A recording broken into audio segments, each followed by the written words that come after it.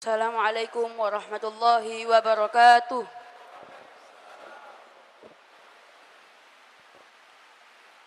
A'udzu billahi minasy syaithanir rajim. Bismillahirrahmanirrahim. لقد كان لكم في رسول الله أسوة حسنة لمن كان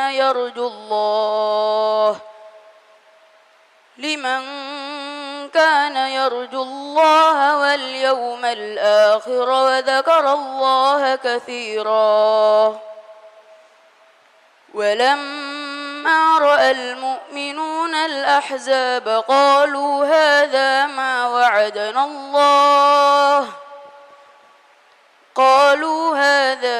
وعدنا الله ورسوله وصدق الله ورسوله وما زادهم إلا إيمانا وتسليما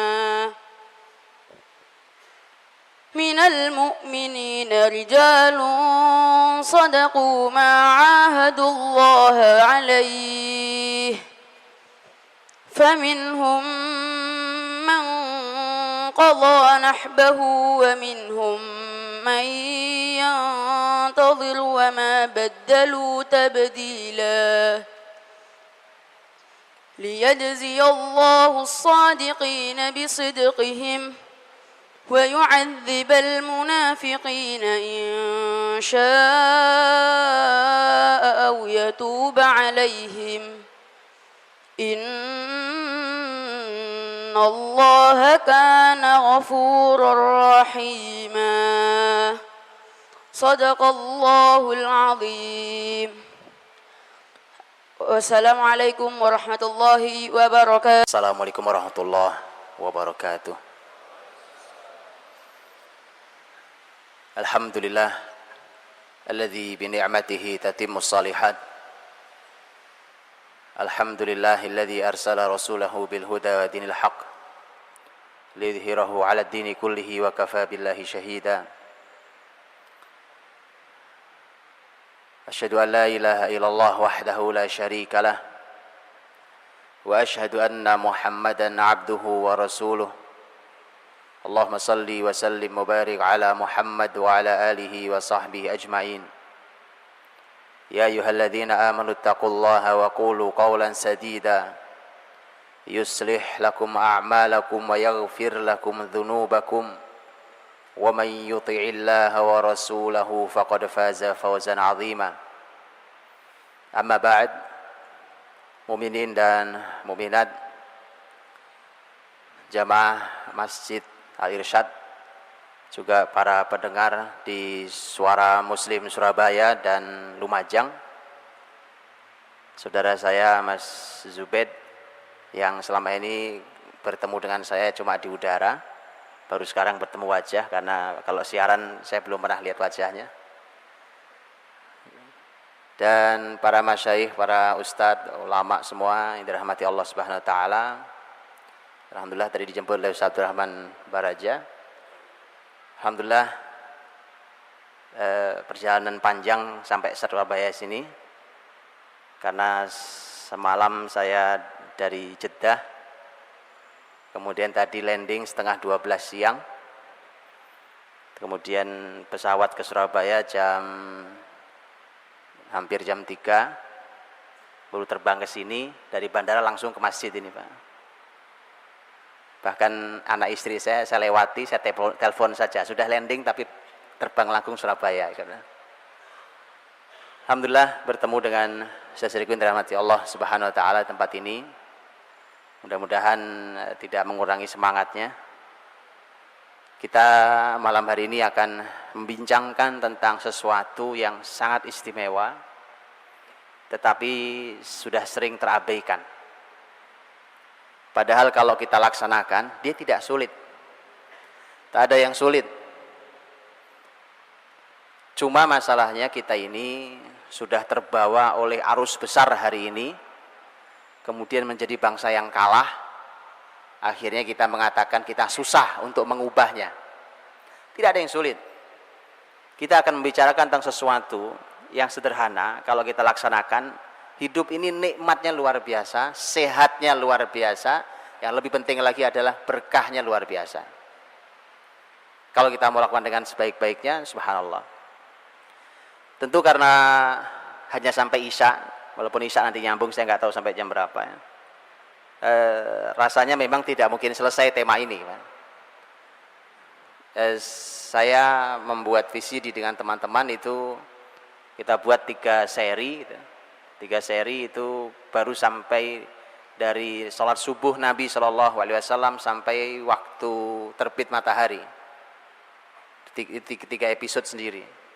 Di Jakarta Ramadan lalu saya diserahi setiap Sabtu dan Ahad di Masjid Raya Pondok Indah, Jakarta. Sabtu Ahad sepanjang Ramadan diserahkan ke saya untuk menyampaikan materi keseharian Nabi. Berarti paling tidak ada 8 Sabtu, 8 hari. Itu hanya sampai dari sholat subuh sampai waktu duha. Nah sekarang saya nggak tahu dikasih berapa menit Pak. Kecuali kita bicara sampai besok subuh, nah mungkin Pak. Baik, Bapak Ibu dirahmati Allah, saudara-saudariku yang berbahagia, satu hal yang membahagiakan, kita akan membicarakan tentang manusia terbaik, manusia paling istimewa, yang hari-harinya sangat berkah Pak. Karena bicara tentang keseharian Nabi, kita bicara keseharian, itu artinya kita akan bicara tentang apa sih 24 jam yang dilakukan oleh Nabi Shallallahu Alaihi Wasallam. Saya ingin bicarakannya dalam 3 poin. Poin pertama adalah tentang seperti apakah produktivitas usia Nabi Shallallahu Alaihi Wasallam sebagai sebuah muqaddimah. Betapa kalau orang mengatur waktunya dengan seperti Nabi SAW, sebaik Nabi, maka hasilnya diharapkan sama. Yang kedua adalah saya akan sampaikan secara global, tentu tidak dalam, secara global 24 jam itu apa saja yang dilakukan, tapi global. Kalau masih ada waktunya saya akan sampaikan poin ketiga. Saya ingin detailkan di beberapa poin, dan terserah mau detailkan di mana. Di beberapa poin kita akan detailkan di kegiatan Rasulullah SAW. Saudaraku dirahmati Allah Subhanahu wa taala, dalam hadis yang diriwayatkan oleh Imam Ibnu Majah dalam sunannya, hadis sahih, Nabi Shallallahu Alaihi Wasallam pernah menyampaikan kepada kita, a'maru ummati ma baina 60 ila 70 wa aqalluhum man yujawizu dzalik. Umur umatku antara 60 sampai 70 tahun, dan sedikit yang melewati itu. Kalimat Rasulullah SAW. Jadi kalimat tepat Pak. Jadi kalau saya boleh bertanya kepada Bapak Ibu yang dirahmati Allah, karena hari ini kadang-kadang kita membuat teori tapi jauh dari konsep ilahi. Kita membuat teori begini Pak. Seiring dengan semakin sejahtera sebuah bangsa, maka seiring itu umur semakin panjang. Betul? Silahkan dikoreksi. Kalau Nabi mengatakan, ente mau sejahtera apapun, umur umatku 60 sampai 70 saja rata-ratanya. Qat'i ini baru wahyu qat'i. Makanya jangan mudah orang terbawa hanya oleh sebuah penelitian bahwa orang makin sehat, mungkin lebih sehat, lebih makmur, lebih sehat mungkin saja. Tapi urusan umur kan bukan urusan orang sakit, Pak. Juga bukan urusan orang sehat. Umur umatku ini, kata Nabi SAW, 60 sampai 70 tahun. Coba antum perhatikan. Ketika Rasulullah SAW menyampaikan hadis ini, ternyata beliau meninggal pada usia 63 tahun. 60 sampai 70.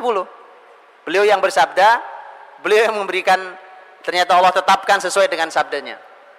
60 sampai 70, 63 tahun beliau wafat. Abu Bakar As-Siddiq radhiyallahu anhu, khalifah pertama muslimin, sahabat terbaik Rasulullah SAW, waktu meninggal tahun 13 Hijriah, berapa usianya? 63 tahun, sama dengan nabinya. Umar bin Khattab radhiyallahu anhu meninggal pada tahun 23 Hijriah dengan karya besar, bahkan nyaris tidak ada tandingannya hari ini. Susah mencari tandingan pemimpin sampai hari ini sepanjang sejarah Islam. Orang seperti Umar bin Khattab radhiyallahu anhu, 10 tahun dia menjadi khalifah dan meninggal pada usia 63 tahun. 63 tahun. Utsman Ibn Affan radhiyallahu anhu lebih lama memimpin, 12 tahun menjadi khalifah. Sahabat yang sangat luar biasa. 6 tahun pertama kepemimpinannya adalah hari-hari yang paling disenangi oleh muslimin. Sangat indah. Kemakmuran, keadilan, kesejahteraan, lembutnya pemimpin, dan seterusnya. Utsman meninggal tahun 36 Hijriah pada usia bukan 63 tahun. Antum salah. Kali ini antum salah. Utsman meninggal dengan usia lebih tua, 80-an tahun. Ali bin Abi Thalib radhiyallahu anhu, khalifah keempat, sepupu Nabi SAW, sekaligus menantu beliau. Inilah orang yang melahirkan Sayyidah Syababi Ahli Jannah, Al-Hasan wal Husain, yang oleh Nabi disebut sebagai dua pemimpin para pemuda di surga. Ali bin Abi Thalib radhiyallahu anhu meninggal pada tahun 40 Hijriah pada usia jadi nggak berani jawab antum sekarang gara-gara tadi salah. Pada usia 63 tahun. 63 tahun. Lihat, 4 khalifah terbaik ini, manusia terbaik di zaman Rasul, 4 khalifah. Dan Rasulullah SAW 4 dari 5 orang, 4 di antara mereka meninggal di usia 63 tahun. Ada yang 63 tahun di sini umurnya? Angkat tangan, Pak, ya kan? 63 tahun, ya kan? Walaupun saya tidak tahu apa hikmahnya. Saya membaca sirah ini tidak tahu apa hikmahnya tentang 63 tahun. Apakah 63 adalah usia terbaik untuk meninggal? Saya juga tidak tahu, ya kan? Yang jelas orang-orang mulia ini meninggal pada usia 63 tahun. Hanya Utsman radhiyallahu anhu yang usianya sampai 80 tahun. Saudara dirahmati Allah Subhanahu wa taala. 63 tahun kalau diukur dengan usia pensiun Indonesia, kita pensiun di Indonesia usia 50, Pak. 55 tahun. 55 tahun artinya usia 55 tahun pensiun, kemudian setelah itu hanya tersisa 8 tahun dan wafat. Masalah di kita adalah, lihat masalah di kita, Pak. Dan ini harus dijawab oleh kita semua.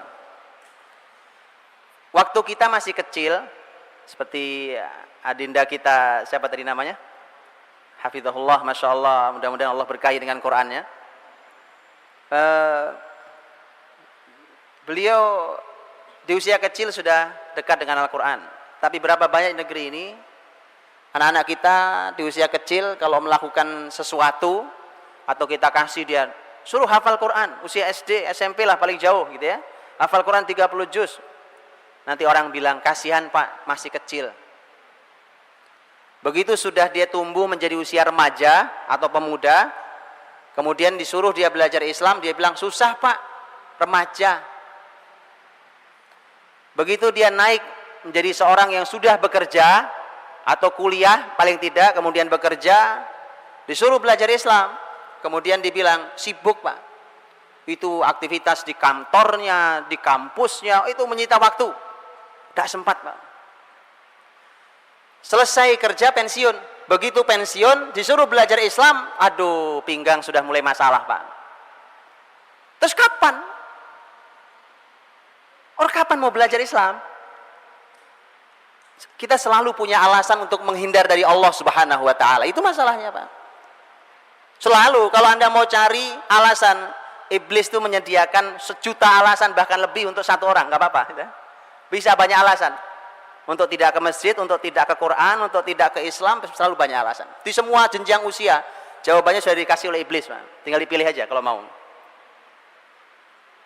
Ini masalahnya. Kemudian begitu pensiun, 55 tahun, berhenti dari pensiun itu. Setelah berhenti dari pensiun itu, sebagian kita memahami salah tentang kata pensiun. Akhirnya begitu sudah pensiun, yang ditunggu cuma 2. Nunggu cucu datang, dan yang kedua nunggu mati datang. Tak ada karya. Sudah pensiun Pak saya. Yuk kita lihat Rasul kita. Apa itu kehidupan ayat yang dibaca tadi? Laqad kana lakum fi Rasulillahi uswatun hasanah liman kana yarjullah wal yawmal akhir wa dzakarallaha katsira. Apa itu kehidupan uswatun hasanah kita itu begitu? Nah, tidak, Pak. Jauh. Mari saya urai sedikit, Pak.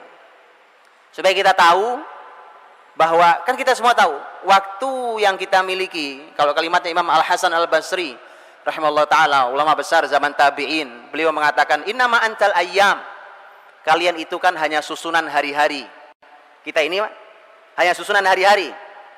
Idza dhahaba ba'duha dhahaba ba'duk. Kalau sebagian hari-hari itu berlalu, berlalu pula sebagian dirimu. Ini matahari sudah terbenam Pak hari ini. Ini hari Jumat. Maka satu Jumat ini kita sudah kehilangan sebagian dari diri kita. Terus lama-lama habis Pak. Karena kita hanya susunan hari-hari. Nah, inilah yang kemudian ketika semua hari-hari itu akan ditanya di sisi Allah Subhanahu wa taala. Masalahnya adalah kita mau menjawab pakai apa? Kalau setiap jenjang usia kita selalu punya alasan untuk lari dari Allah Subhanahu wa taala. Waktu kecil biarkan masih kecil, masih usia bermain.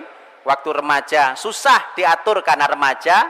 Waktu kuliah dan bekerja sibuk dengan kuliah dan pekerjaan. Waktu pensiun kesehatan sudah tidak menunjang. Kemudian mati dalam keadaan naudzubillah min dzalik. Maka Bapak Ibu dirahmati Allah Subhanahu wa taala, Rasulullah sallallahu alaihi wasallam hanya Allah berikan 63 tahun, Pak, usianya. Tugasnya sebumi, Pak. Ya, Bapak Ibu. Saat itu kejahiliahan itu merata di seluruh bumi, bukan cuma di Arab. Yang jahiliyah bukan cuma Mekah, Pak. Semua jahiliyah. Peradaban terbesar saat itu adalah Persia dan Romawi. Peradaban kejahiliahan itu yang mengajari ya Persia dan Romawi itu. Hanya dibagi dua, mereka saling perang di antara mereka. Kalau Persia adalah mewakili masyarakat yang tidak punya Alkitab, kalau Romawi adalah masyarakat yang punya Alkitab. Adapun masyarakat yang lain seperti masyarakat Arab, mereka tidak di bawah Persia, tidak di bawah Romawi. Tapi karena saat itu orang Arab adalah masyarakat yang tidak punya Alkitab, maka mereka lebih senang menginduknya ke Persia. Karena seperti kalimat para ulama, at-tuyuru ala ashkaliha taqa. Burung itu akan hinggap dengan yang sejenis, gitu Pak. Pasti ya, burung hinggap dengan yang sejenis. Makanya jahiliyah Mekah atau Arab itu lebih senang bergabungnya ke Persia daripada ke Romawi. Kalau ke Romawi kejauhan, Pak. Yang Romawi itu orang punya Alkitab. Tapi yang tidak punya kitab atau yang punya kitab sekalipun sama rusaknya. Jangan sampai kalimat ini ternyata aplikasi hari ini bisa masuk, Pak. Jadi jangan sampai kalimat ini cocok dengan hari ini. Ya, yang tidak ngerti Quran dan yang ngerti Quran sama rusaknya. Kan gak enak dengarnya. Tapi kalau itu kejadiannya, ini PR besar buat negeri yang diharapkan kebangkitannya oleh dunia Islam hari ini. Maka Rasulullah SAW tugasnya sebumi. Sebumi, Pak. Tugasnya adalah untuk menghapus kejahiliahan itu. Bukan cuma penjajahan, kalau penjajahan mah sederhana kan. Kalau di undang-undang kita kan menghapus penjajahan ya, Pak. Nabi tugasnya menghapus kejahiliahan. Tugasnya sebumi. Umur dikasih cuma 63 tahun. Apa yang bisa dikerjakan? Tapi lihat subhanallah. Inilah orang yang panduan hidupnya dari bangun tidur sampai tidur lagi dipandu oleh ayat. Dipandu oleh ayat, Pak. Rasulullah SAW. Makanya kalau nanti saya sampaikan, kalau kita mau dipandu oleh wahyu, insya Allah Pak, berapapun usia yang Allah berikan berkahnya, masya Allah, nggak ada masalah. Masalah umur bukan wewenang kita, terserah Allah memberi berapa. Tapi yang penting adalah usia itu adalah usia yang diberkahi, seperti kalimat Imam Nawawi rahimahullah taala yang Allah ambil di usia 45 tahun. Tapi Bapak Ibu boleh membaca hasil peninggalan karya-karya ilmu Imam Nawawi rahimahullah ta'ala. Karyanya lebih panjang daripada ilmunya, daripada usianya. Kalau Riyadhus Shalihin mah kitab kecil, Pak. Riyadhus Shalihin karya Imam Nawawi itu kitab kecil sekali dibanding kitab beliau yang lain. Al-Minhaj Syarh Sahih Muslim Ibnu Hajjaj, itu penjelasan terbaik untuk Sahih Muslim karya Imam Nawawi. Itu berapa belas jilid, berapa banyak jilidnya? Kemudian ketika beliau menulis kitab fikih umpamanya Al-Majmu' Syarh Muhadzab, berapa banyak gitu ya. Begitu yang lainnya. Bayangkan tuh, usia hanya 45 tahun. Dan mana ada di dunia ini masjid yang tidak kenal kitab Riyadhus Shalihin? Betapa terangnya kubur Imam Nawawi rahimahullah ta'ala. Ilmun yuntafa'u bih, ilmu yang bermanfaat. Itu jadi kita tanyakan, apa yang kita tinggalkan nih Pak? Begitu ninggalkan cuma harta, ternyata harta buat rebutan anaknya warisan. Rebutan berantem anaknya, saling fitnah, saling berantem, bahkan mungkin naudzubillah saling bunuh. Cuma itu peninggalan Anda? Bagaimana nanti kita menjawab di hadapan Allah tentang usia yang diberikan pada kita?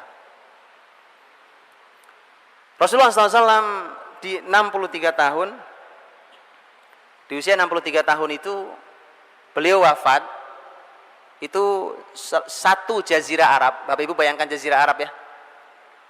Jazirah Arab itu ada beberapa negara hari ini. Itu satu jazirah Arab sudah masuk Islam. Hanya diawali dari Mekah. Yang saat itu Mekah Nabi SAW hanya mengawali dengan beberapa orang. Ternyata dalam waktu 23 tahun satu jazirah Arab sudah mendapatkan hidayah. Sisanya diserahkan kepada sahabat yang beliau bina, yang beliau didik. Ketika Nabi wafat, bumi ini perlu ahli apa? Tanya ke Madinah, di Madinah ada ahlinya. Insya Allah nanti kita lanjutkan di pembahasan kita yang berikutnya. Sudah azan isya namanya. Wallahu a'lam bishawab. Assalamualaikum warahmatullahi wabarakatuh. Bismillahirrahmanirrahim. Alhamdulillah wassalatu wassalamu ala Rasulillah wa ala alihi wa sahbihi wa mawalah wa ba'd. Muslimin dan muslimat, hafizakumullah. Rasulullah SAW meninggal di usia 63 tahun dengan karya sebesar itu, yang kalau kita saja susah untuk menyadarkan satu orang saja, untuk mengislamkan satu orang saja, Nabi mengislamkan satu jazirah Arab. Satu jazirah Arab. Karya besar, karya terbesar dalam kehidupan seseorang. Idza jaa nasrullahi wal fath wa ra'aitan nasa yadkhuluna fi dinillahi afwaja. Kemenangan terbesar itu ketika orang berlomba-lomba, berbondong-bondong untuk masuk Islam. Nah, sesuai dengan hati Allah Subhanahu wa taala, Nabi juga tidak kenal istilah pensiun. Nabi itu kalau tadi pensiun umur 55 tahun, di usia 55 tahun Nabi baru mendapatkan perintah untuk berperang, berjihad. Jadi 55 tahun adalah perang pertama yang besar. Yang kita tahu adalah perang Badar. Itu umur Nabi adalah umur kita pensiun. Nabi pertama perang. Setelah itu dari umur 55, saya tidak bicara yang mudanya. Kalau muda jangan ditanya, oh, tuanya saja seperti itu. Dari umur 55 tahun sampai tahun 9 Hijriah. Tahun 9 Hijriah itu artinya usia Nabi sudah 61 tahun. Dari 55 sampai 61 tahun itu kalau di rata-rata perang Nabi itu setiap catur wulan perang, Pak. Itu yang Nabi ikuti. Yang Nabi tidak ikuti lebih banyak lagi. Karena kadang-kadang Nabi mengutus sahabat. Setiap kurang lebih rata-rata per 4 bulan. Ini kalau tidak rata-rata. Per 4 bulan Nabi perang. Berapa usianya? Sudah usia pensiun. 55 sampai 61 tahun. Kadang-kadang perang dekat. Khandaq itu paling sekitar 5 kilo dari kota Madinah, dari Masjid Nabawi. Uhud ya nggak terlalu jauh juga, paling 7 kilo. Tapi begitu kita bicara Khaybar, jauh, jauh sekali. Jadi kadang-kadang jaraknya dekat, kadang jauh, kadang musimnya sedang enak, kadang musim sedang sangat terik, sangat panas. Kadang lagi banyak makanan, kadang sudah 3 hari tidak makan. Subhanallah. Jadi itu usia Nabi tidak kenal istilah pensiun yang artinya adalah nganggur terus nunggu mati menunggu cucu, itu nggak ada, Pak. Tidak ada itu. Nabi SAW terus berkarya, terus begitu. Yang menghentikan tugas Nabi SAW hanya wafat, Pak. Kemenangan besar terus naik, tapi kemenangan ketika tadi wa ra'aitan nasa yadkhuluna fi dinillahi afwaja. Orang berbondong-bondong masuk Islam tahun 10 Hijriah dan tahun 11 Hijriah adalah tahun disebut sebagai Amul Wufud. Tahun bos rombongan dari berbagai macam suku dan kabilah datang ke Madinah untuk menyatakan diri masuk Islam. Amul Wufud, tahun kemenangan besar. Dimulai dengan kemenangan besar yang disebutkan dalam surat Al-Fath, inna fatahna laka fatham mubina. Itu kemenangan tahun 8 Hijriah, yaitu kemenangan Fathu Makkah, ketika Nabi berhasil membersihkan Mekah dari kemusyrikan dan mengislamkan, mengantarkan hidayah ke masyarakat Mekah dan sekitarnya. Jadi sangat besar karyanya, Pak. Begitu Rasul sebagai seorang guru, umpamanya ini guru besar terbaik, Pak. Bisa dibayangkan bahwa para sahabat Nabi SAW itu kuliahnya sama Nabi, Pak, di Madinah. Dan kuliahnya nggak lama-lama. Kayak kita ini sekolahnya kelamaan. Pinter enggak, soleh jauh. Betulan, Pak, jujur saja kita ini. Karena kalau kita soleh, kita pinter, Islam maju di tangan kita. Tapi Islam nggak maju tangan kita. Kita jujur, ya. Saya, Bapak Ibu semua adalah unsur kejatuhan muslimin hari ini. Ayo kita istighfar bareng-bareng, Pak. Memang begitu. Astagfirullah, betul, Pak. Karena Islam nggak maju di tangan kita. Betulan ini.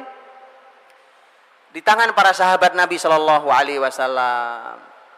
Begitu. Antum Bapak Ibu tahu, Persia Romawi yang sebesar itu, itu selesai di tangan murid-murid Nabi, para sahabat radhiyallahu anhum ajmain. Itu sepeninggal Nabi, kurang dari 10 tahun Persia Romawi tutup. Karya besar apa ini, Pak? Tapi masalahnya bukan sekedar nutup peradaban. Bapak Ibu boleh bayangkan hari ini peradaban terbesar apa gitu ya. Nah itu nutupnya aja kita bingung, Pak. Apalagi menggantikannya. Karena begitu ditutup, kan orang perlu pengganti. Saya kasih contoh sederhana. Kita nih di bidang ekonomi kan perlu transaksi uang, Pak. Ini urusan simple, urusan transfer duit. Hari ini kita transfer mudah sekali, gitu ya. Tinggal pencet gini, transfer duit sampai ke negeri jauh. Begitu?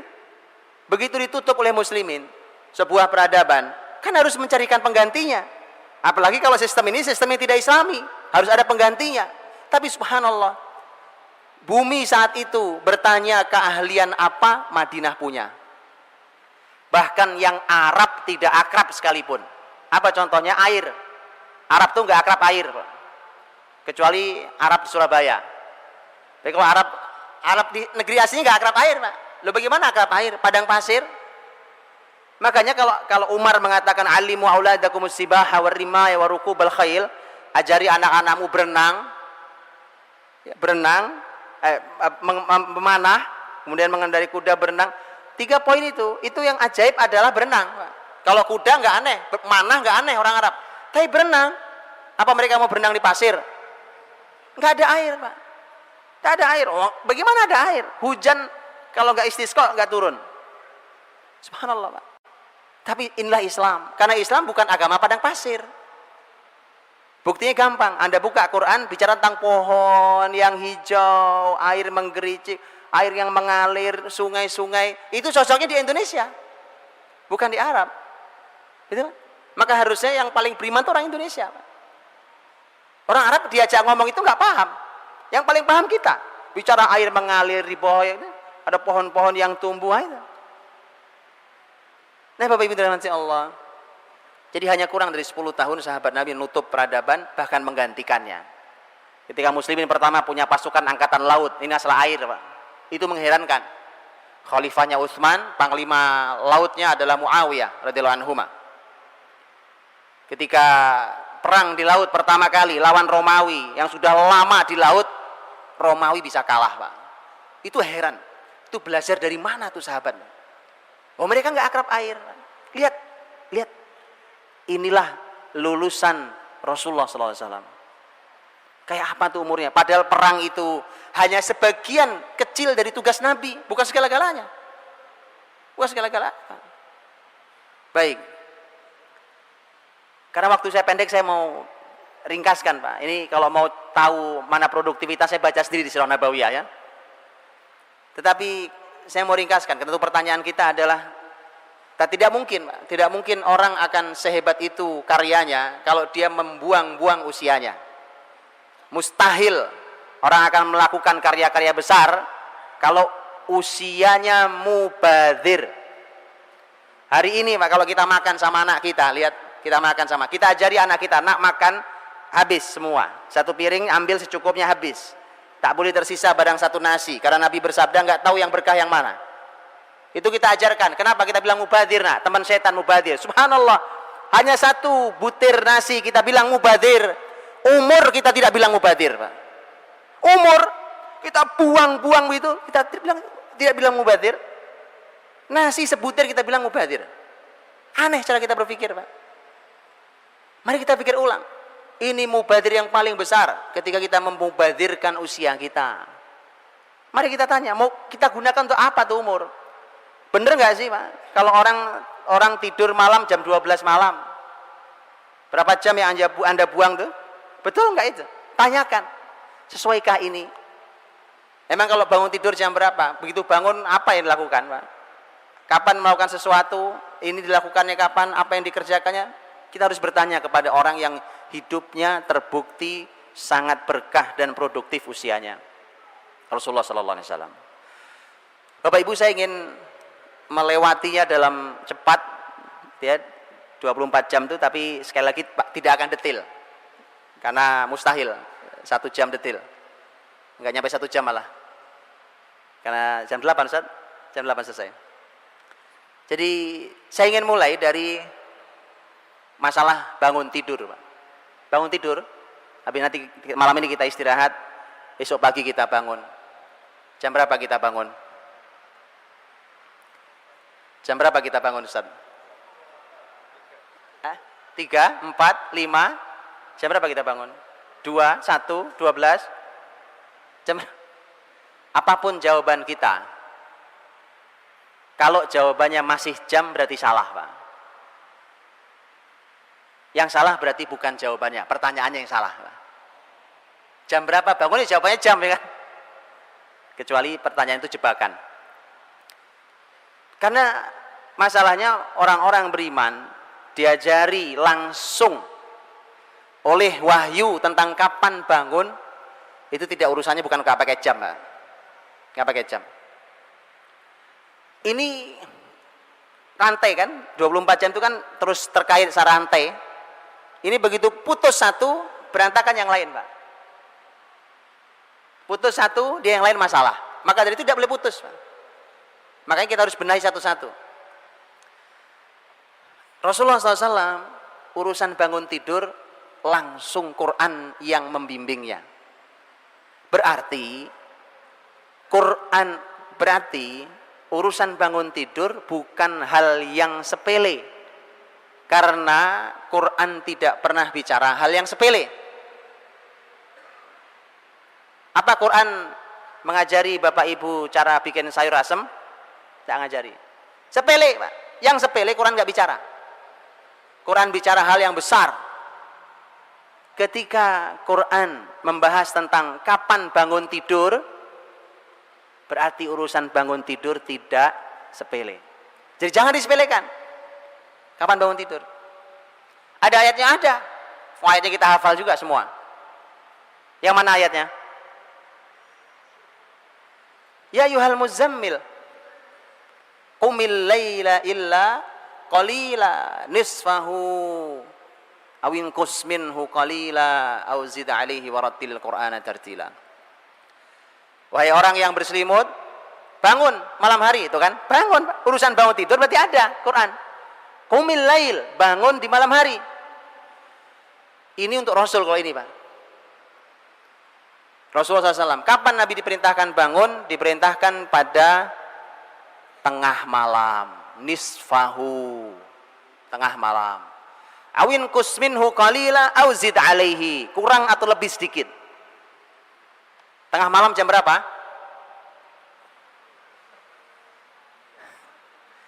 Lihat, Pak, lihat. Mari kita lihat. Mengapa hari ini kita tidak berkarya? Mengapa Islam jatuh di tangan kita?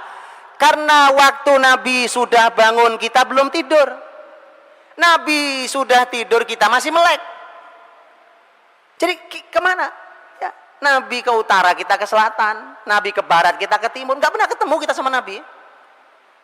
Lihat ya. Tengah malam jam berapa? Gampang caranya. Karena malam dimulai dengan adzan maghrib dan malam diakhiri dengan adzan subuh. Dihitung dibagi dua, itu namanya setengah. Nisfahu. Tengah malam, Pak. Tengah malam Nabi sudah bangun. Kita baru tidur. Kesalahan pertama. Jadi saya pengen Bapak Ibu pegang pulpen kertas gitu. Salah satu ini, salah dua, nanti kasih contreng salah gitu, Pak. Untuk mencocokkan. Pulang, lo kok salah semua, itu lain cerita. Mudah-mudahan nggak salah semua. Iya. Nilainya ya minimal 8 lah kan. Nah, nilai 5 nggak lulus, Pak. Nggak lulus. Masalahnya kalau umur itu tidak ada ujian ulang. Nah, udah lewat. Baik. Jadi Nabi SAW diperintahkan Allah bangun di tengah malam. Kalau tengah malam bangun, Pak, Bapak Ibu rahmati Allah, itu kan buat Rasul, karena memang mukhatabnya, seruan di ayat itu memang untuk satu orang. Ya ayyuhal muzammil, wahai satu orang yang berselimut, Rasul SAW. Baik, umatnya diminta untuk bangun malam, ya. Kita diminta untuk bangun malam. Wa minal laili fatahajjad bihi nafilatan lak asa yab'atsaka rabbuka maqaman mahmuda. Walaupun itu dhamirnya juga satu orang. Tapi Nabi SAW dalam hadis yang sahih, Nabi menyampaikan tentang kapan bangun pagi paling terlambat. Tahu? Kapan? Bangun pagi paling terlambat. Bangun pagi paling terlambat menurut petunjuk Rasul dalam hadis yang sahih adalah pada azan pertama. Azan pertama kapan? Azan pertama itu sebelum azan subuh ya. Berapa jaraknya? Qadra khamsina ayat. Kisaran 50 ayat dibaca. Berapa menit Ustaz? 50 ayat dibaca. Ya 10 menit. 10 menit Ustaz ya. Karena para ulama mengatakan ini ayat yang pendek, yang sedang, bukan yang pendek, bukan yang panjang. Yang sedang. Ya 10 menit. Paling lama 15 menit. Berarti adzan pertama itu kurang lebih 15 menit sebelum subuh. Itu waktu paling terlambat bangun. Dari mana hadisnya? Hadisnya Nabi SAW pernah menyampaikan tentang fungsi adzan pertama. Kata Nabi, fungsi adzan pertama ada 2. Liyarji' qa'imakum wa yuqidh na'imakum. Agar yang sudah sepanjang malam qiyamul lail segera istirahat. Segera istirahat. Sudah mau subuh. Sudah mau subuh. Jadi dia harus segera bangun, harus istirahat lagi. Dia harus segera witir, kemudian istirahat lagi. Karena nanti ada istirahat Nabi SAW di situ. Jadi adzan pertama itu fungsinya yang pertama adalah mengingatkan yang sudah qiyamul lail agar segera istirahat. Fungsi yang kedua, nah ini yang kita bahas, wa yuqidh naimakum, dan membangunkan yang masih tidur. Jelas? Jadi dalam kamus orang beriman tidak ada kamus tidur kesiangan itu bangunnya, begitu kan? Kalau sekali waktu karena kelelahan luar biasa pernah terjadi bahkan pada Rasul, itu di perjalanan jihad pernah terjadi sekali waktu. Tapi kalau terjadinya setiap hari mah itu mah bukan bangetan namanya, bukan sekali waktu terjadi ya. Dan itu ada hukum fikihnya. Kapan orang bangun di situ dia sholat. Maka Bapak Ibu dirahmati Allah SWT, urusan kapan Nabi bangun diatur. Dan kita ternyata diajari oleh Nabi bahwa ternyata orang beriman sudah harus bangun pagi paling lambat kurang lebih 10 menit sebelum adzan subuh. Paling lambat. Kan dia perlu persiapan, mungkin masih sempat sholat witir mungkin. Atau mungkin barang 2 rakaat mungkin sudah masih sempat. Kemudian persiapan untuk sholat fajar, sholat subuh. Cuma bangun qiyamul lail, bangun sebelum subuh, itu sebenarnya pembahasannya bukan kapan bangun, Pak, tapi kapan tidur malamnya. Penting kapan tidur malamnya. Kapan Nabi tidur malam? Itu pertanyaannya. Dan itu yang harus kita latihkan di keluarga kita masing-masing. Kapan kita Pak, disuruh Nabi untuk tidur? Urwah bin Zubair radhiyallahu anhu. Ini sepupu Nabi. Ini sepupu Aisyah. Sepupu Aisyah radhiyallahu anha. Putranya Asma binti Abi Bakar. Dari suaminya Zubair bin Awam. Urwah ini nanti menjadi ulama besar. Ulama besar di kalangan generasi tabi'in. Urwah bin Zubair, beliau waktu sepeninggal Nabi pernah datang, bukan sepupu, keponakan, saya salah bicara, keponakan Aisyah karena anaknya Asma. Sepeninggal Nabi Shallallahu Alaihi Wasallam, Urwah main ke rumah Aisyah karena itu adalah bibinya. Urwah bawa temannya. Selepas sholat Isya seperti ini, kemudian Urwah dengan temannya berbincang-bincang, ngobrol Pak, karena masih muda, ngobrol. Aisyah dari kamarnya berteriak, Urwah, tidak begitu cara Nabi menghabiskan malam. Nabi tidak suka Nabi tidur sebelum Isya, dan Nabi tidak suka melek setelah Isya. Saya ulang kalimat Aisyah radhiyallahu anha. Sudah jelas ya? Nabi tidak suka tidur sebelum Isya. Tapi Nabi juga tidak suka begadang malam, melek malam setelah Isya, tidak suka. Maka kita tutup pengajian kita sekarang. Udah lewat Isya ini. Kata Aisyah, kecuali ada urusan muslimin yang harus diselesaikan. Tapi namanya kecuali itu enggak setiap hari. Makanya saya tidak sarankan kajian itu pada Isya. Dan saya sudah tidak pernah ngisi kajian pada Isya, kecuali satu pengajian itu pun di masjid samping rumah saya. Saya sudah mau saya. Ini melanggar aturan Rasul. Rasul habis Isya istirahat. Tidur kita. Tidak ada begadang-begadang malam, tidak ada kamusnya. Ini mumpung libur, padahal ada, tidak ada. Subhanallah. Semua yang saya sampaikan ini Pak, Anda boleh uji dengan ilmu apapun hari ini. Ilmu kesehatan, ilmu kedokteran, psikologi, ilmu apapun silakan diuji Pak. Anda akan menjumpai inilah mukjizat itu. Ajaib. Tanyakan di sini ada banyak dokter, silakan Pak. Kualitas tidur ba'da Isya. Hitunglah tidur hanya 4-5 jam. Dengan tidur jam 12 malam, tidurnya sama 4 atau 5 jam. Jauh kualitasnya. Buktinya gampang. Anda bangun masih lemes kalau tidur jam 12 walaupun udah 5 jam tidurnya. Tapi Anda tidur ba'da Isya, tidak perlu alarm, boleh dicoba malam ini. Atau besok malam silahkan dicoba. Kalau saya tidak sarankan yang orang tua, karena orang tua tidurnya memang cepat. Tidur juga sudah makin sedikit. Yang muda-muda nih, yang masih muda-muda wajahnya Masya Allah, silahkan dicoba Pak. Silahkan coba tidur pada Isya, tidak usah pakai alarm, dijamin biidznillah dia akan bangun sebelum subuh. Jadi masalah kita bangun sebelum subuh itu bukan masalah kapan bangun, masalahnya adalah kapan kita tidur. Karena udah putus rantainya sejak kapan kita tidur, jadi nggak nyambung berikutnya. Baik, jadi ternyata kita diajari Nabi tidur ba'da Isya. Nah mohon maaf nih, ini kritik saya untuk teman-teman Arab di Timur Tengah sana. Mereka nggak suka tidur ba'da Isya. Ini kepala saya agak error nih Pak, kliang-kliang arwan ini. Setiap malam tidur jam 12 saya dari hari Minggu kemarin. Ahad, Senin, Selasa, Rabu, Kamis. Kenapa? Karena setiap kita pertemuan itu pertemuan ba'da Isya. Kalau pagi habis sholat subuh itu seperti kota mati. Saya di Jeddah kemarin, kayak kota mati Pak. Wah, sepi, kayak kota mati. Apalagi hari libur. Antum tiduran di jalan insya Allah gak ada yang nabrak gitu Pak. Sepi, bisa main bola itu. Ini tidak sesuai.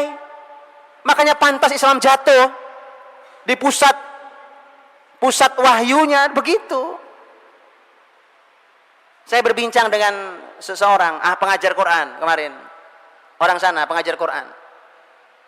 Beliau mengatakan, ya ini memang salah. Tapi bagaimana lagi? Sekarang ada lampu, ada elektronik ini, orang masih bekerja. Saya bilang bukan alasan. Untuk menegakkan sunnah Nabi bukan alasan. Kalau kita mau beralasan terus, tadi saya bilang, selalu punya jawaban. Bisa Pak, buktinya bisa. Apa yang tidak bisa? Antum bukan disuruh ngangkat masjid, disuruh tidur Pak. Nggak susah kerjaannya. Disuruh tidur, bukan disuruh baca. Saya tahu nggak semua orang suka baca. Suruh baca 500 halaman 3 hari, ya itu baru antum pusing. Suruh tidur, masih ngelawan juga, subhanallah. Antum mau perintah apa lagi?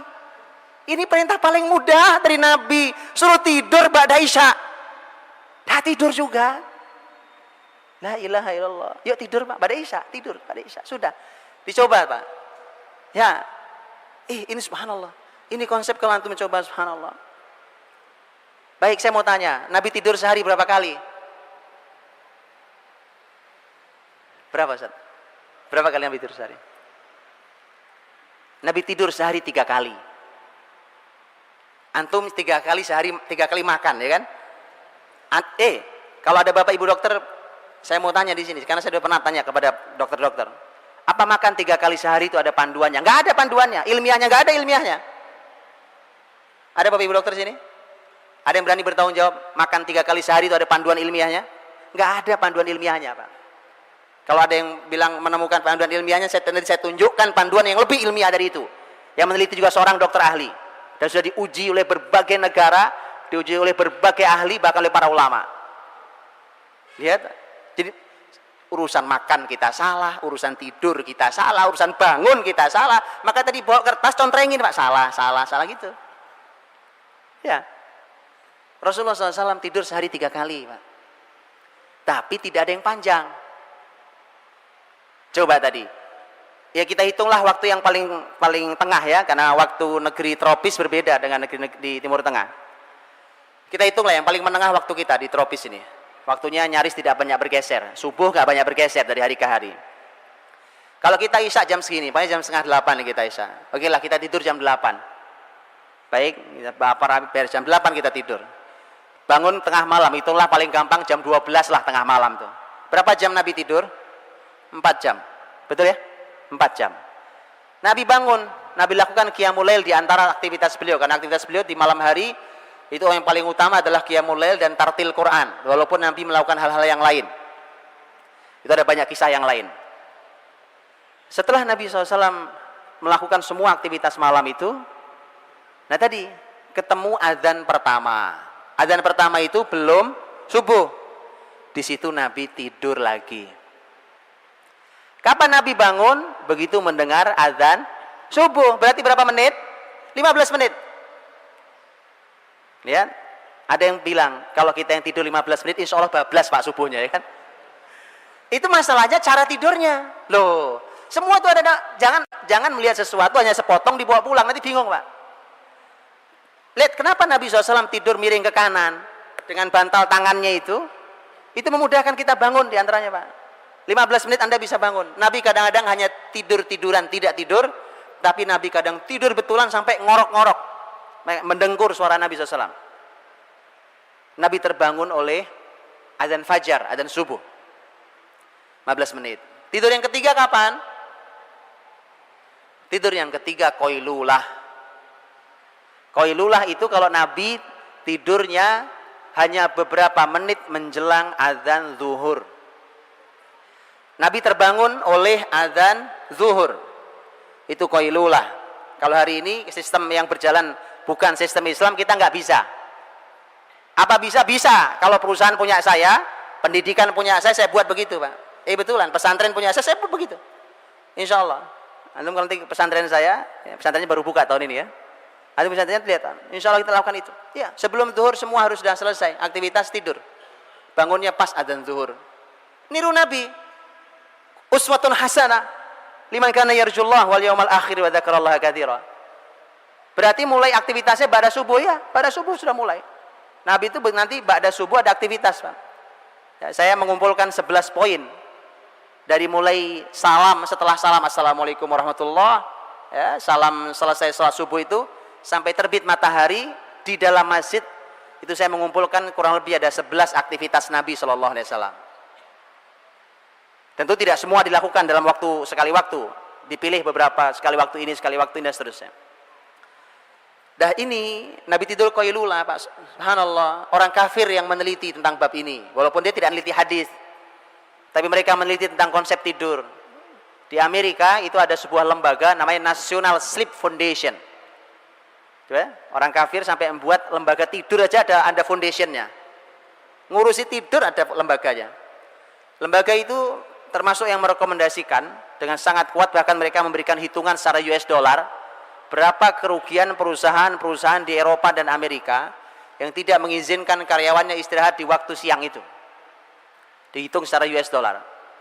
Dan mereka ternyata merekomendasikan tidurlah di siang hari walau hanya setengah jam, walau hanya beberapa menit, walau mungkin hanya tidur meletakkan kepala di atas meja, atau mungkin meletakkan kepala bersandar di kursi, tidur sekejap set cukup. Begitu diteliti ternyata grafik otak kita ini kerjanya begitu. Kalau sudah zuhur memang sudah turun gitu Pak. Antum paksain pun tidak bisa beraktivitas baik. Sama dengan setelah isya begini Pak. Sebenarnya saya menyampaikan materi begini nggak banyak gunanya. Karena udah turun begini grafik otak Pak. Itu udah otak tidur dipaksa bangun. Ini mohon maaf saya. Jadi saya mohon maaf ya Pak. Jadi kepala otak sudah harus tidur dipaksa bangun. Tidak efektif. Jadi Rasul sehari tidur 3 kali Pak. Ini kalau dicoba, terakhir kemarin saya dapat ilmunya. Ini teman saya ahli herbal Pak.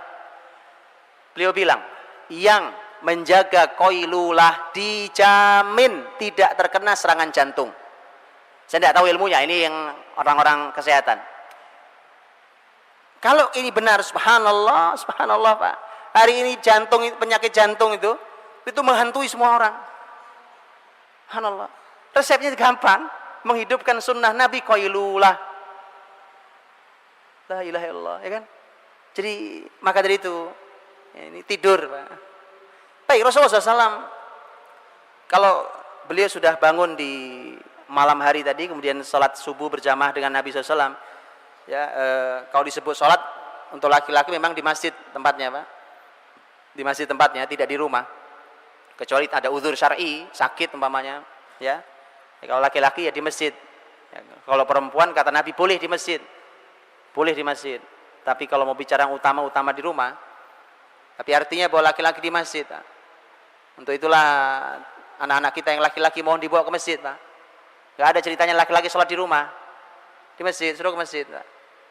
Bicara tentang kebangkitan Islam, peradaban Islam, Allahu Akbar, ya kan, setelah subuh gak kelihatan di masjid. Mana mau bicara peradaban Islam? Gak ada Pak. Salahuddin Al-Ayyubi mengukur apakah muslimin siap menghadapi pasukan salib itu diukur dengan berapa yang hadir di sholat subuh di Masjid Al-Umawi di Damaskus. Beliau ukur, oh masih beberapa saf, nggak bisa menang jihad, nggak bakal, ditunggu penuh oleh Salahuddin baru diumumkan jihad. Lihat Pak, kita ini kadang-kadang bicara cuma teriak-teriak jihad ya kan, takbir, kebangkitan apa, tak sholat subuh di masjid. Di masjid. Jadi kalau disebut salat di masjid, Rasulullah SAW di masjid dengan para sahabat. Bahkan Jabir bin Samurah radhiyallahu anhu menyampaikan bahwa karena Nabi SAW idza shallal fajr jalasa fi musallahu hatta tatlu'a asy-syamsu hasana. Nabi SAW kalau sudah salat fajar, salat subuh, fajar itu subuh, beliau duduk di tempat beliau sholat, artinya di masjid. Beliau duduk di Masjid Nabawi sampai terbit matahari dengan terang. Ini kebiasaan beliau tiap pagi, kecuali ada aktivitas mendadak yang lain baru Nabi keluar. Tapi kalau tidak, Nabi begitu Pak. Kita susah menghidupkannya, apalagi di kota macet begini ya. Di kota macetnya apalagi kayak saya Pak di Jakarta, Masya Allah. Itu subuh salam langsung ke kantor ya. Macet. Saya tidak tahu kalau di Surabaya. Orang lihat, tapi yang punya waktu, minimal kita punya waktu libur. Kita punya waktu libur, boleh kita coba Pak. Sunnah yang mulia ini Masya Allah. Nabi SAW duduk di tempat sholatnya sampai matahari terbit. Dan kita tahu ada keutamaan sholat isyraq atau sholat syuruk, sholat waktu matahari terbit. Kita tahu hadisnya Hasan menurut sebagian ulama, sebagian mengatakan sahih. Keutamaannya Pak, sempurna pahala haji dan umrah. Yang menjaga sholat subuh berjamaah tetap di masjidnya sampai terbit matahari, kemudian dia sholat 2 rakaat baru pulang. Kan itu yang dilakukan Nabi. Nabi SAW itu. Nah pertanyaannya tadi, apa yang dilakukan Nabi di masjid? Kalau di hadis yang tentang keutamaan sholat waktu terbit matahari itu bahasanya adalah jalasa yadhkurullah, zikir pada Allah. Tapi begitu antum dalami, ternyata makna zikir itu di sana itu umum, Pak. Bukan hanya zikir membaca kalimat thayyibah subhanallah walhamdulillah wa la ilaha illallah, itu ya zikir. Tapi ternyata Nabi melakukan macam-macam. Nabi melakukan banyak hal di pagi hari selepas selesai sholat subuh berjamaah, kemudian zikir sholat itu. Ternyata Nabi melakukan banyak hal. Yang tadi saya bilang, saya kumpulkan 11 poin. Di antaranya, terkadang Nabi SAW, kadang Nabi SAW memberikan nasihat. Ya, mau'izatan wajilat minhal qulub wa dharafat minhal uyun. Nasihat yang membuat hati ini menjadi sangat takut dan kemudian mata pun menangis. Nasihat menyentuh hati, ya. Jadi nasihat yang menyentuh hati. Itu subuh enak, Pak, ngajinya. Jadi kalau pengajian subuh, Pak, ya, cari yang menyentuh hati pengajiannya. Ini sunnah Nabi SAW. Apa yang dilakukan Rasulullah SAW? Kadang-kadang Nabi menanyakan tentang mimpi. Kadang mimpi. Hal ra'a minkum ru'ya? Apa ada yang mimpi semalam? Ada mimpi tidak semalam? Kenapa Nabi nanya mimpi? Kata Nabi, biar aku takwil itu mimpi. Aku tafsirkan mimpi. Kenapa ditafsirkan mimpi? Karena ada hadis Nabi SAW, di mana Rasul pernah menyampaikan bahwa tidak tersisa, la tabqa minan nubuwati illal mubasysyirat. Tidak ada yang tersisa dari kenabian kecuali kabar gembira. Dan kabar gembira al-mubasysyirat itu, kata Nabi, adalah ar-ru'a as-salihah, mimpi yang baik. Makanya mimpi dalam Islam itu, sebagian mimpi, tidak semua, sebagian mimpi ada takwilnya, ada tafsirnya. Tapi hati-hati, ntar habis ini pada nyari tafsir masing-masing, saya takut jatuh ke dukun. Di Indonesia susah dibedain dukun sama bukan dukun, karena kita nggak berilmu, jadi kemudian susah bedainya. Hati-hati, di sini banyak yang menafsirkan mimpi di Indonesia ini, ya, tapi dukun. Nanti musyrik kita. Rasulullah SAW melakukan banyak hal. Kadang Nabi absen sahabat. Kata Nabi, ada yang sakit enggak? Ada yang meninggal enggak di antara kita? Absen, pagi-pagi. Jadi masjid itu memang tempat absen. Loh, kalau ini masjid, lingkungan di sekelilingnya, kan yang jamaah kan itu juga, Pak. Iya, Pak. Iya kan, subhanallah. Kita gampang absennya. Oh, hadir, Pak. Oh, ada, ya kan? Itu absensi terbaik, Pak, waktu sholat subuh itu. Jadi kalau Anda mau milih karyawan, ini saya sarankan nih caranya. Gak usah pakai macam-macam. Ya, Anda mau cari pakai ilmu, pakai psikotes sekalipun bisa nipu, itu gampang.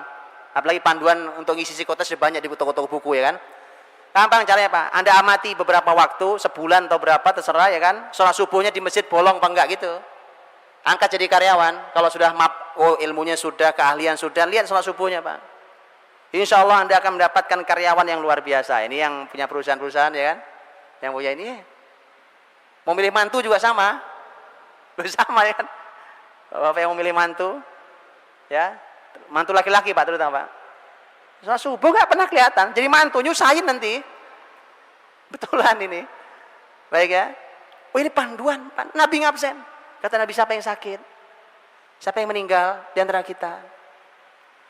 Subhanallah, ya. Banyak aktivitas Nabi SAW di pagi hari pada subuh itu. Nabi melakukan banyak hal. Dari 11 poin. Baik. Selepas itu, tentu sekali lagi saya tidak sampai detail, ya. Saya hanya berikan contoh-contoh. Begitu terbit matahari, kita tahu ada sunnah. Ada sunnah untuk salat tadi. Ya, salat sunnah al-isyraq atau asy-syuruq. Selesai itu Nabi keluar dari masjid. Kemana pergi? Pulang. Nabi pulang. Nabi temui istrinya satu persatu. Karena istri Nabi tidak satu persatu diketuk pintunya. Begitu Nabi datang sebagai seorang suami terbaik yang pernah dijumpai oleh seorang perempuan. Nabi senyum, Nabi ucapkan salam, Nabi tanya apa kabar, Nabi tanyakan apa kegiatannya, apa yang dilihatnya, dan seterusnya. Kadang Nabi menyampaikan nasihat ringan, kadang sekedar duduk bercengkrama. Subhanallah. Istri Nabi tidak satu, tapi semua terperhatikan. Lah kita nih istri cuma satu aja kok nggak keurus. Mari, Pak, belajar sama orang terbaik. Ini salah satu hikmah mengapa Nabi istrinya banyak. Memberikan contoh, Pak. Istri banyak Nabi, semua terurus. Semua luar biasa. Semua wanita istimewa. Kita satu aja ngeluh gak bisa didiknya. Salah berarti, Pak. Ya, jadi Rasulullah SAW ketuk pintu satu-satu rumah istri, ditemui satu-satu. Selesai, pindah lagi, temui satu-satu. Karena rumahnya tidak berjauhan. Ketuk pintu satu-satu. Kalau rumahnya berjauhan, ya ini resikonya susah ya kan. Paling bisa nelpon. Nabi kadang-kadang bertanya kepada istrinya, seperti cerita Ummu Salamah radhiyallahu anha, juga Aisyah radhiyallahu anha. Nabi bertanya kepada mereka, hal indakum syai'? Lihat pertanyaan Nabi, subhanallah, lihat pertanyaannya. Hal indakum syai'? Apa kamu punya sesuatu? Ngerti maksudnya? Apaan? Nanya sarapan. Nabi tidak nanya ada makanan enggak, ada sesuatu enggak? Sesuatu. Dalam bahasa Arab kata syai' nakirah pula. Nakirah itu tidak definitif, tidak ada alif lam nakirahnya. Syai' nakirah, sepele, sesuatu yang sepele. Apa sajalah, apa saja. Karena syai' itu sesuatu yang tidak definitif, tidak definitif. Jadi apa saja, sepele. Kadang-kadang Aisyah pernah bercerita, Ummu Salamah pernah bercerita. Kadang-kadang mereka mengatakan enggak ada ya Rasulullah. Rumah Nabi nggak punya makanan pagi hari. Manusia terbaik itu nggak punya makanan. Kadang-kadang istri yang jawab tidak ada ya Rasulullah. Kalau tidak ada, Nabi bilang, "Idzan ana shaim." Saya puasa. Jadi begitu Bapak Ibu, tolong urusan makan disederhanakan. Ada ya dimakan, nggak ada ya puasa, selesai gitu loh. Hari ini gara-gara budaya kuliner, makan menjadi rumit buat keluarga muslim. Bukan sekedar apa menunya, tapi bagaimana cara menyajikannya. Ada Bapak Ibu tahu? Ada sebuah rumah makan, karena kita udah bosen dengan makan cara biasa, itu makan di sampingnya singa. Betulan. Tapi singa itu tutup pakai kaca tebal gitu, makan di samping singa, Pak. Ini ruang makannya itu singa. Kita sudah aneh cara kita makan, Pak. Akhirnya di kita ini makan kalau nggak gitu nggak ada nikmatnya. Apalagi menunya udah macam-macam menunya. Mari kita sederhanakan cara makan kita, Pak. Saya khawatir, Pak. Jadi jangan keluarga muslim tidak boleh mewajibkan kuliner. Sekali waktu boleh. Kuliner wajib tidak ada itu. Karena itu akan mendidik anak-anak Anda, membuat makan itu menjadi rumit. Padahal makan tuh oleh Nabi disederhanakan. Ada saya makan, nggak ada yang nggak makan. Puasa ya puasa. Bahkan Nabi mengatakan hal indakum syai'. Kata syai' sederhana aja, nggak ada ya sudah. Lihat. Jadi mohon ditiadakan kuliner, Pak. Oh ini PR besar. Hari ini kita mewajibkan. Sampai bapaknya kadang saking sibuknya, dia punya kewajiban kuliner setiap minggu sekali keluar sama anaknya. Begitu dia sibuk gak sempat keluar, dia minta maaf. Aduh maaf ya ayah, pekan ini sibuk sekali, mohon maaf gak sempat keluar makan sama kalian. Siapa yang mewajibkan? Tak ada, Pak. Kalau alasannya ini untuk komunikasi, komunikasi Anda bisa dengan cara apapun hari ini. SMS komunikasi, telepon komunikasi, email komunikasi, ketemu komunikasi, di rumah komunikasi, di jalan komunikasi, ngantar sekolah komunikasi. Jadi masalah kita ini sebenarnya bukan itu, alasan aja itu, Pak. Itu hanya alasan. Jadi boleh silahkan makan di luar dengan keluarga, Masya Allah. Jalin erat dan hangatnya rumah tangga. Tapi dalam Islam itu bukan sesuatu yang penting. Dia tidak penting. Suatu hari Rasul datang ke rumah istrinya. Kali ini Aisyah radhiyallahu anha yang bercerita. Begitu datang, Rasulullah SAW ditawari kali ini bukan. Nabi SAW ketika itu juga bertanya, hal indakum syai', apa ada sesuatu? Ternyata kata Aisyah, ya Rasulullah, uhdiyalana his. Kita dikasih hadiah oleh seorang sahabat itu his. His itu makanan, korma dicampur dengan tepung dengan apa, jadi his. Enak makanannya. Ya, kalau ke Mekah, Madinah, Bapak Ibu bisa tahu. His. Dan his itu termasuk makanan kesukaan Nabi SAW. Tuh, Pak. Sampai makanan yang Nabi sukai itu Masya Allah gizinya, Pak. Anda tahu daging kambing? Ya, Nabi, bagian mana yang paling Nabi suka? Al-katif. Katif. Nah, katif. Di apa namanya nih? lengan bagian atas. Di sini ada ahli daging nggak di sini? Tanyakan pada ahli daging, Pak. Apa hebatnya daging di bagian itu dibanding bagian yang lain? Subhanallah. Jadi yang disukai Nabi pun bukan sederhana, ya. Ya. Dan Rasulullah SAW ketika mendengarkan kalimat Aisyah, ya Rasulullah, kita dikasih hadiah his, dan his itu aku simpan untukmu. Karena Aisyah tahu ini kesukaan suaminya. Nabi SAW mengatakan, yaudah, sini bawa sini. Padahal tadi saya sudah niat puasa. Nabi batalkan puasa sunnahnya. Kalau puasa wajib tidak boleh dibatalkan, kecuali ada udzur syar'i, yang betul syar'i. Tapi puasa sunnah boleh dibatalkan untuk hal yang lebih penting, yang wajib. Nabi SAW mengatakan, saya dibatalkan puasa, sini saya makan. Ambil pelajarannya, Bapak Ibu dirahmati Allah, terutama para ayah, dan saya mewakili para ayah meminta maaf pada para ibu.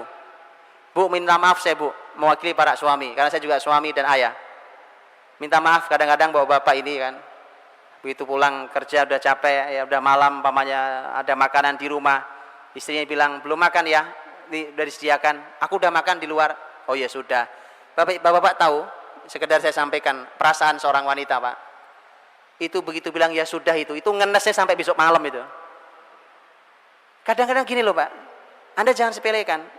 Ada makanan di meja makan kita. Itu makanan untuk sampai di meja makan, itu bisa jadi persiapannya sudah 2 minggu itu. Betul, Bu? Suatu hari seorang istri ingin menyajikan makanan yang paling dicintai suaminya. Maka dia mulai cari resep baru. Resep apa yang baru? Dia browsing dulu di internet, cari masakan. Oh, dibanding-bandingkan dulu. Habis itu telepon temennya, Jeng, aku mau masak gini, SMS lagi. Ini kok kurang apa enggak ya rasanya? Oke. Persiapannya lama itu, Pak.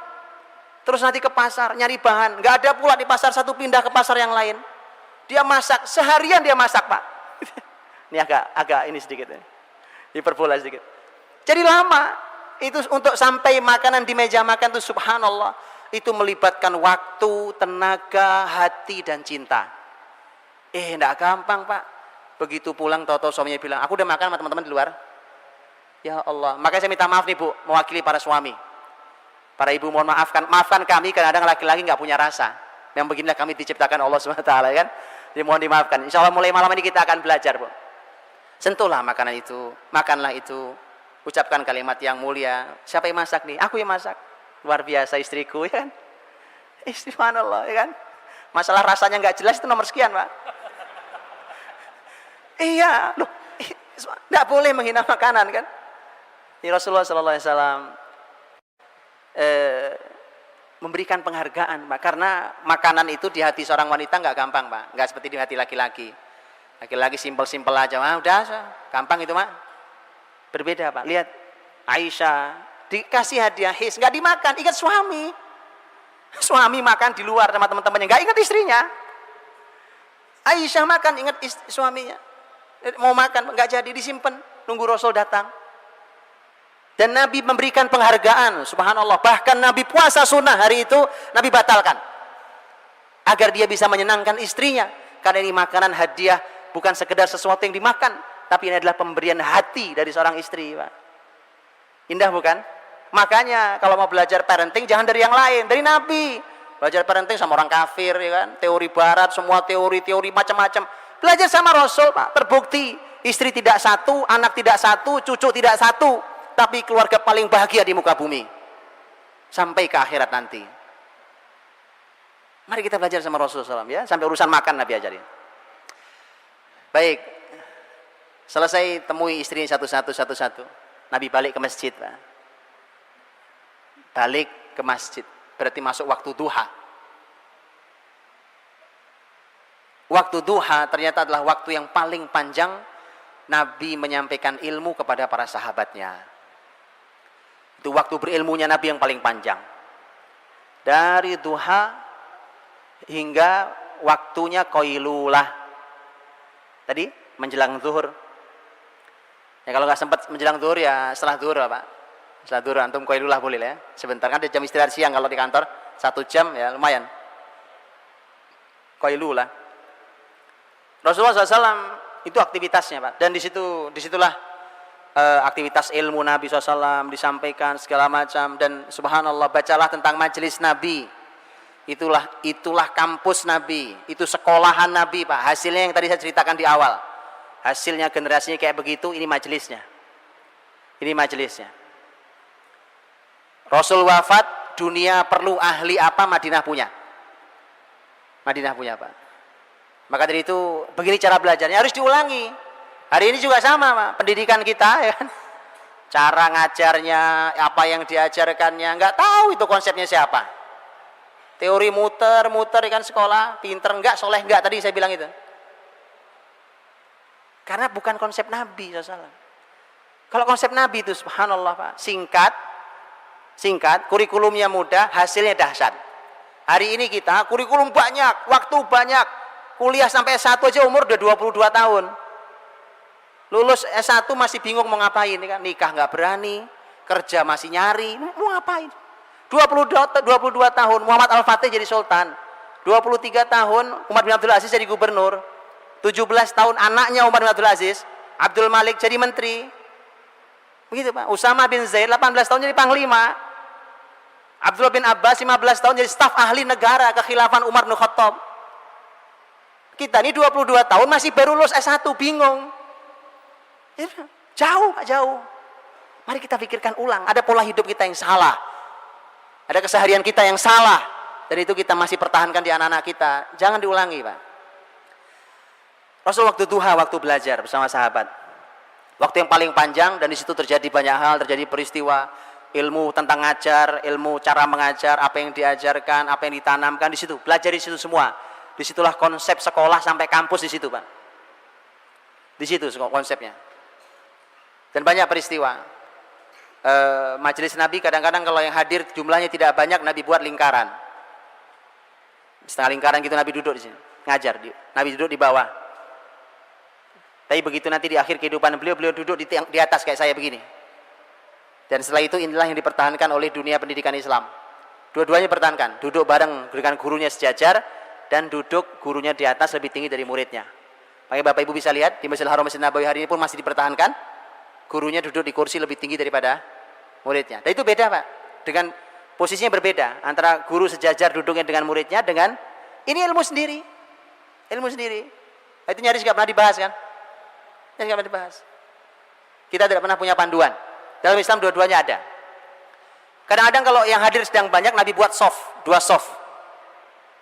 Dua soft itu maksudnya kanan dan kiri, bukan soft ini.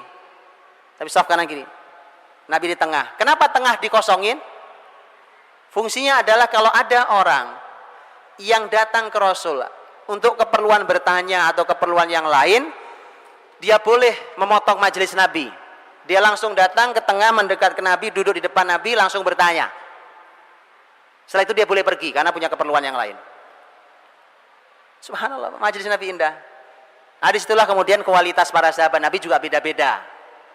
Karena kadang-kadang seseorang tidak bisa hadir setiap hari, ada yang setiap hari hadir, bahkan bukan setiap hari, setiap saat bersama Rasulullah SAW. Seperti Anas bin Malik, Abu Hurairah radhiyallahu anhuma. Baik, begitu sampai Qailulah, Nabi Qailulah, istirahat. Bangunnya zuhur. Begitu selesai zuhur, kita tahu zuhur, Nabi SAW zuhur. Begitu selesai zuhur, Nabi duduk dengan para sahabatnya, kadang-kadang tidak. Tetapi kalaupun Nabi duduk dengan para sahabat di majelis, kalau ada ilmu yang beliau sampaikan, tidak lebih panjang daripada sebelum zuhur. Pada zuhur itu lebih pendek. Kadang-kadang Nabi SAW memanfaatkan waktu itu untuk ziarah, menziarahi cucunya, menemui cucu-cucunya, menemui anak-anaknya. Terkadang Nabi manfaatkan itu juga untuk mengontrol pasar, controlling pasar. Nabi jalan mengontrol pasar, melihat aktivitas ini syar'i apa tidak syar'i, benar apa tidak benar. Seperti ketika Nabi menegur tentang seorang yang menjual korma yang ditutupi atas sama yang bawah beda, Pak. Itu kerjaan pedagang, sebagian pedagang hari ini juga gitu. Dan itu penipuan dalam Islam. Man ghasyana falaysa minna, kata Nabi. Yang menipu begini ini bukan bagian dari kami. Tidak boleh lakukan itu. Nabi masukkan tangan begitu, Ternyata yang atasnya sama yang bawah beda. Jadi Nabi kontrol pasar, karena Nabi punya pasar, Pak. Pasar muslimin. Ini PR besar sendiri. Bapak Ibu kalau yang pernah ke Masjid Nabawi atau paling nggak ngeliat Masjid Nabawi ya, bayangkan Masjid Nabawi, saya mau cerita. Masjid Nabawi itu bayangkan kiblatnya. Ini ada, saya sekarang ada kiblat nih Masjid Nabawi gitu ya, umpamanya. Sebelah kanan Anda, ini ngadep kiblat nih saya. Di sebelah kanan Anda itu kurang lebih di pojokan pagar Masjid Nabawi yang sebelah kanan depan. Ya, sekali lagi saya ngadep kiblat. Itu dulu adalah pasar terbesar milik Yahudi, yaitu pasar Bani Koinuko. Ternyata Nabi SAW membangun pasar muslimin itu di sebelah sininya, Pak. Sebelah kanan juga, tapi agak ke belakang. Lihat, Nabi berani membangun ekonomi face to face dengan Yahudi. Baru perekonomian bisa diambil oleh muslimin. Hari ini, konsep syariah tidak jalan, Pak, di pasar. Karena pasar punya Yahudi. Nggak bisa jalan. Lapangan punya orang, Anda mau punya aturan sendiri, nggak boleh sama yang punya. Muslimin harus punya pasar sendiri. Konsep syariah dijalankan. Kalau perlu face to face untuk supaya langsung orang lihat mana yang lebih berkah, mana yang lebih maju, mana yang lebih hebat. Begitu, Pak. Kalau perlu lihat mana yang lebih ramai pasarnya. Ya. Nabi adu pasar face to face berhadapan. Itu dilakukan. Nabi SAW melakukan controlling sehingga tidak boleh. Nah, ini juga konsep. Ketika Umar bin Khattab radhiyallahu anhu menjadi khalifah, beliau mengumumkan di pasar muslimin, la yabi' fi suqina hadha illa man faqih wa illa akala riba radiya am aba. Tidak boleh jualan di pasar kita ini kecuali orang yang faqih, orang yang punya ilmu fikih muamalah benar, ngerti dia fikih muamalah jual beli itu bagaimana. Kalau tidak, maka dia pasti akan memakan riba, baik dia rela ataupun terpaksa. Ali bin Abi Thalib radhiyallahu anhu saat dimintai izin oleh seseorang, wahai Ali, saya ingin bisnis mulai jualan dagang, maka doakan saya. Kata Ali, kamu sudah belajar fikihnya? Fikih jual beli, fikhul buyu', jual beli? Dia bilang, bagaimana kalau saya belajarnya sambil jalan? Nah, ini kesenangan kita nih. Learning by doing, bahasa kerennya. Padahal itu baca parah itu, Pak. Learning by doing, ya kan? Saya sambil jualan tapi sambil belajar fikih muamalah. Kata Ali, lah, belajar dulu fikihnya baru kamu jualan. Lihat, Pak, kita jualan pun salah sekarang ternyata. Fikih buyuk udah ngerti, jualan iya, bisnis sudah gede, perusahaan udah 15. Fikih jual beli enggak tahu. Akhirnya kita makan yang haram, baru begitu uang haram banyak kita bingung datang ke Ustadz. Gimana Ustadz? Banyak duit haram di saya. Kemarin tidak mau belajar. Disuruh belajar susah, kan? Begitu sekarang sadar dia bingung. Sudah bingung, yang haram sudah terlanjur banyak, menarik keluarnya susah pula. Makanya, Pak, Islam ini konsep dalam Islam. Ya, yang sudah terlanjur ya segera belajar fikih muamalah. Yang punya usaha belajar, Pak. Ada fikihnya kan? Ada fikihnya. Dalam fikih ada bab jual beli. Jadi Rasul kan ada melakukan controlling terhadap pasar. Kadang kunjungan ke rumah anak-anak cucunya dan seterusnya. Nabi berinteraksi dengan anak cucunya, itu pelajaran sendiri. Bagaimana Nabi berinteraksi berinteraksi dengan cucu dan segala macam. Singkat kata, masuk waktu asar. Gitu? Masuk waktu asar dengan semua aktivitas Nabi itu. Masuk waktu pasar, sholat. Begitu sholat, selesai asar adalah waktu yang paling pendek dan nyaris Nabi tidak duduk dengan sahabat lama-lama di masjid, tidak berlama-lama dengan para sahabat di masjid. Sudah lelah seharian, Pak. Sudah lelah seharian, sudah beristirahat, waktunya istirahat. Pada asar, Nabi SAW sudah tidak banyak beraktivitas di masjid dengan para sahabatnya, tidak duduk lama lagi. Kalau pada itu pun hanya perlu, kalaupun perlu saja. Ya, kecuali kalau Nabi punya program pelajaran sehari, karena Nabi pernah punya pengajian 1 hari full. Dari pagi sampai sore itu ada. Apalah kita nyebutnya hari ini? Apa nyebutnya hari ini? Pokoknya belajar seharian full, ya kan? Mau daurah, mau workshop, mau apa itu Nabi pernah punya. Nabi pernah juga punya daurah 20 hari. Hadis sahih dalam riwayat Bukhari. Dan seterusnya. Jadi Nabi SAW kalau sudah sore, sudah pada asar itu sudah tidak terlalu banyak kegiatan. Apa kegiatan beliau? Kegiatan beliau tadi bersilaturahim, berkunjung. Kadang-kadang ada sahabat datang ke beliau, ya Rasulullah, ini saya mau menyembelih onta, tolong disaksikan. Jadi para sahabat senang apapun disaksikan Nabi, berkah Pak. Dikunjungi orang-orang soleh, makanannya dimakan sama orang soleh. Makanya ada doanya, akala ta'amakumul abror. Ya, makananmu dimakan oleh orang-orang baik. Berkah makanan kita ya Pak. Kasih makanan orang-orang baik itu. Dia senang sahabat. Nabi datangi untuk itu ya, untuk motong onta, motong kambing, sampai masak, sampai makan bersama dan seterusnya. Nanti kadang berkunjung ke rumah sahabat yang lain.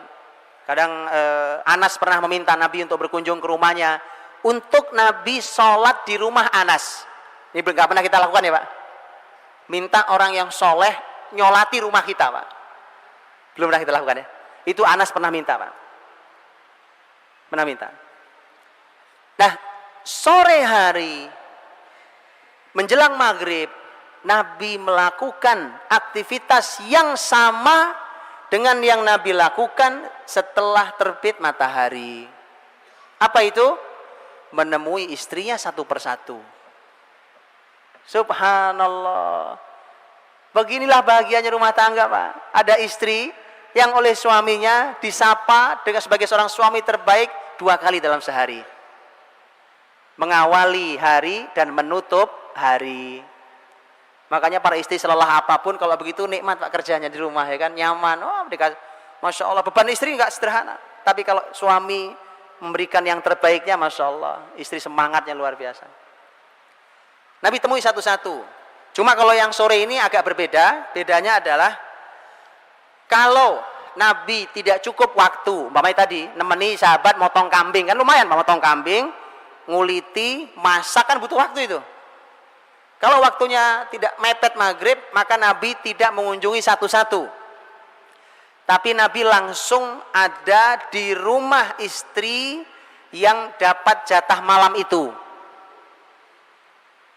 Kan jatah malam digilirkan. Istri yang punya jatah malam itu Nabi langsung di situ. Nah semua istri sudah tahu, oh Nabi nggak datang nih karena berada kesibukan, maka semua istri kumpul di rumah itu. Duduk bersama bareng-bareng, Masya Allah, seorang suami, istri sekian, ya kan? Duduk bareng-bareng, bercengkrama bersama, berbicara, bercanda, makan bersama, subhanallah. Nikmat bukan? Nanya doang saya, Pak. Saya juga nggak pengalaman masalahnya. Ya. Kalau Nabi cukup waktu, Nabi kunjungi satu-satu. Istri yang paling terakhir Nabi kunjungi adalah istri yang mendapatkan jatah malam itu. Jadi rumah tangga itu ada aturannya, ada konsepnya, ya. Subhanallah, sudah jam 8 Pak, udah habis waktunya. Baik, saya tutup kalau begitu, bahwa kalau sudah maghrib kita tahu ada panduan dalam Islam tentang masalah maghrib ke isya, malam setelah terbenam matahari itu sudah tidak ada aktivitas. Semuanya sudah tinggal ibadah di situ. Kalau ada makan tentu ada makan di sana. Kadang-kadang makan Nabi, kadang-kadang ba'da maghrib juga makan. Terus begitu sampai kemudian tadi sudah langsung ba'da isya, bahkan juga ada anjuran menunggu maghrib sampai isya kita tahu.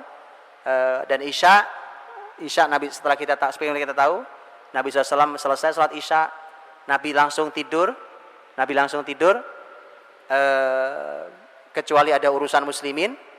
Dan isya itu ada satu sunnah yang kita perlu mencobanya, tapi mohon mencobanya setelah ilmunya ada, disampaikan juga ke masyarakat biar nggak jadi fitnah. Yaitu apa? Nabi SAW, muadzin Nabi SAW, Nabi punya 2 muadzin, Bilal dan Abdullah bin Ummi Maktum. Kalau muadzin Nabi sudah adzan waktu isya, itu Nabi dari rumahnya tinggal ngelihat ke masjid, kan tinggal buka aja Pak, ya kan? Ya, masjid lain juga nggak jauh. Kalau di masjid para sahabat sudah berkumpul banyak, Nabi segera keluar untuk segera sholat isya, kemudian selesai pulang istirahat. Tapi kalau Nabi lihat dari rumah kok sepi, rumah sahabat kok pada belum banyak datang, ada saja mungkin aktivitas apa segala macam, maka Nabi menunda sholat isya sampai tengah malam, baru sholat isya berjamaah di masjid. Dan Nabi bersabda, laula an asyqa ala ummati la amartuhum bi ta'khiri salatil isya'i ila nisfil lail. kalau tidak memberatkan umatku, pasti aku perintahkan mereka untuk mengakhirkan sholat isya sampai tengah malam. Jadi khusus untuk sholat isya. Dengan hadis ini maka ternyata waktu utamanya ada di tengah malam itu, tapi tetap harus berjamaah, gak boleh tengah malam sendirian di rumah. Sahabat sholat di masjid ya, karena laki-laki. Jadi sahabat kalau sudah mulai beranjak malam, nanti sahabat datang ke Rasulullah, ya Rasulullah, para wanita sudah tidur, anak-anak juga sudah tidur, mari kita sholat isya. Kita belum sholat isya. Sholat isya berjamaah di masjid sudah tengah malam. Pernah nyoba di sini? Belum ya? Rasakan Pak, sholat isya di tengah malam berjamaah di masjid, rasanya beda banget. Betul, ini sunnah Nabi SAW. Bahkan tadi dengan hadis itu, maka ternyata waktu, kalau sholat wajib yang lain waktunya di awal waktu utamanya. Untuk sholat isya Nabi mengatakan kalau tidak memberatkan umatku, aku perintahkan mereka untuk mengakhirkan sholat isya sampai tengah malam. Wallahu a'lam bishawab. Mudah-mudahan yang sekilas bisa memberi gambaran. Kalau detailnya ya perlu waktu cukup panjang. Wallahu a'lam bishawab. Kembali kepada saudara Zubaid. Wallahu a'lam bishawab. Assalamualaikum warahmatullahi wabarakatuh.